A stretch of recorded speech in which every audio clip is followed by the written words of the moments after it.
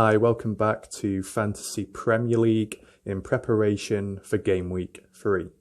So I have made a few more transfers and changes to my team, but I do feel like it was necessary.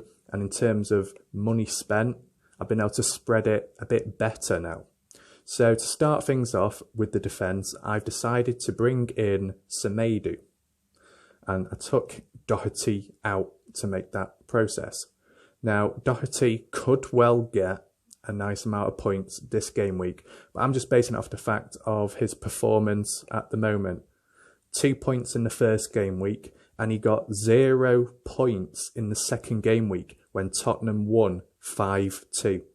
So if Tottenham are capable of scoring 5-2 and Doherty still manages to get 0 points, it's not exactly promising, is it? So that's what I'm just basing it off. You know, at the end of the day, this could be another Son situation in which I get rid of him and then it goes wrong. But what I decided to do was I felt Semedo was a nice option to have. You know, at the end of the day, he's what, 0.5 million cheaper? So that means I've got even more money now to spread out across the rest of my team, which could help overall in terms of total points brought in. Also, Semedo will definitely be a starter player. The question is, though, how much game time will he have, let's say, in his first debut match? You know, due to fitness levels, does he have to quarantine, any of that? There's no warning signs at the moment, so that is promising. Now, this is the great thing. If it does go wrong, it doesn't matter, because look who's on the bench, Robertson. That's great. So we've got the rotation there, so there's not much of a loss.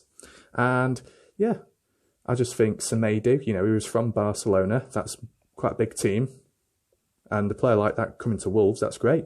You know, he's Portuguese, so they'll have a nice good link there and good chemistry, since the Wolves team do have quite a few Portuguese players in the squad, so it should work well. They should be able to gel and get on.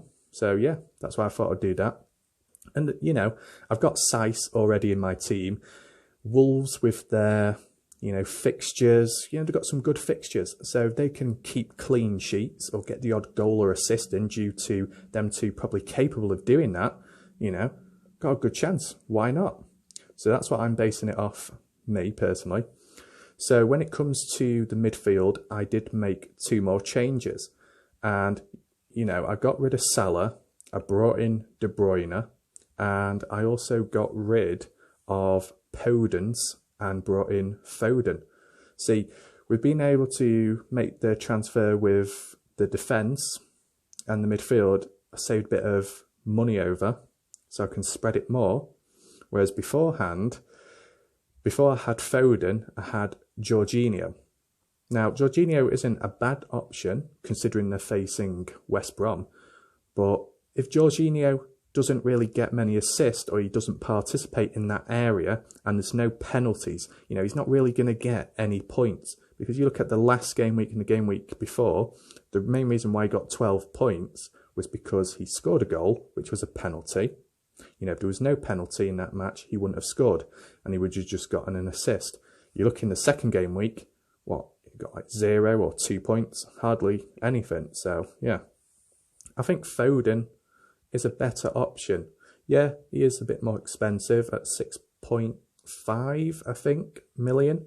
But, you know, he seems to be starting for the City team, seems to be in a key position. He seems to do well in multiple different positions from what Pep said.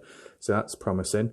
You know, he already started off with, what, 9 points or something. So he can team up well with De Bruyne, whether it's getting the goal in or getting the odd assist in. So yeah, that's what I'm basing it off. And the reason why I got De Bruyne instead of Salah is because it's the issue with Salah. Salah is a good player, obviously, but it's the risk of when is he going to get points in, when will he not? When will, you know, Mane, you know, take over? And because of that swapping and changing, I don't want to be using my free transfers just for that one spot. So I think it's just easier overall if I stick with De Bruyne, because it's not like I'm downgrading. De Bruyne is just as good as a player, if not better in certain areas. And, you know, he's going to be a main team starter player. He's going to get the assist in, and if not that, or as well, he's going to get the goals in. So you can rely on him. And me personally, I've used him before and I was comfortable with having him. I think it got to one point where was he injured or something and he wasn't playing? That was a shame. But when he is playing, most of the time he's getting points in.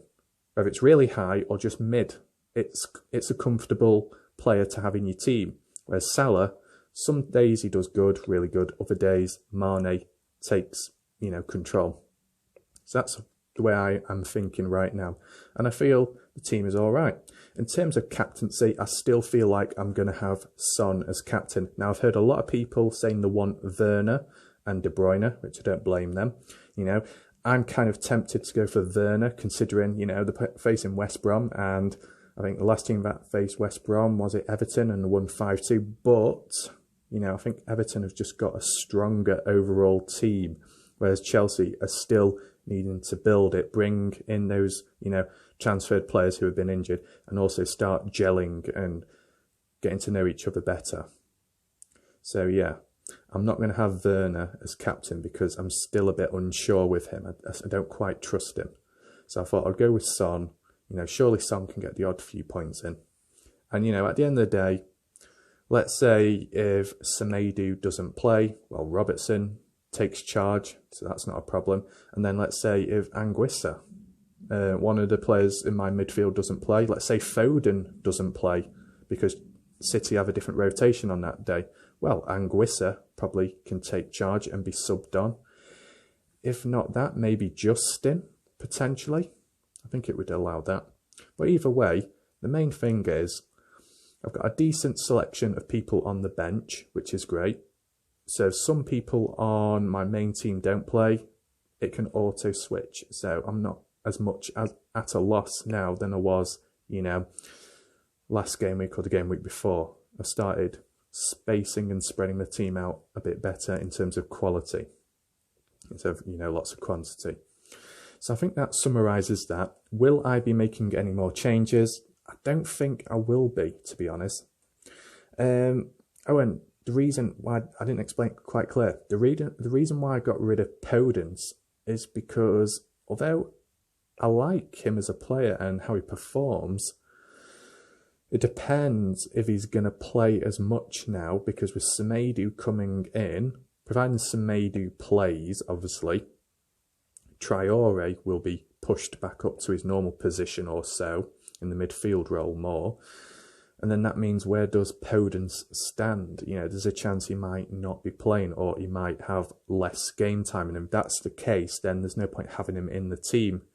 So it's unfortunate that, but I think bringing in Foden, it's not like I'm downgraded.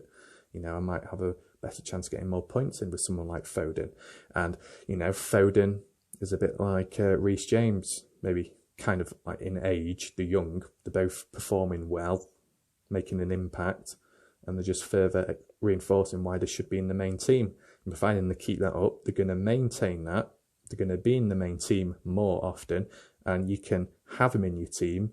They're not too expensive, and they probably can get a decent amount of points in. So yeah, that's my theory and explanation of it. We'll see what happens next. I think that's it for now. Goodbye.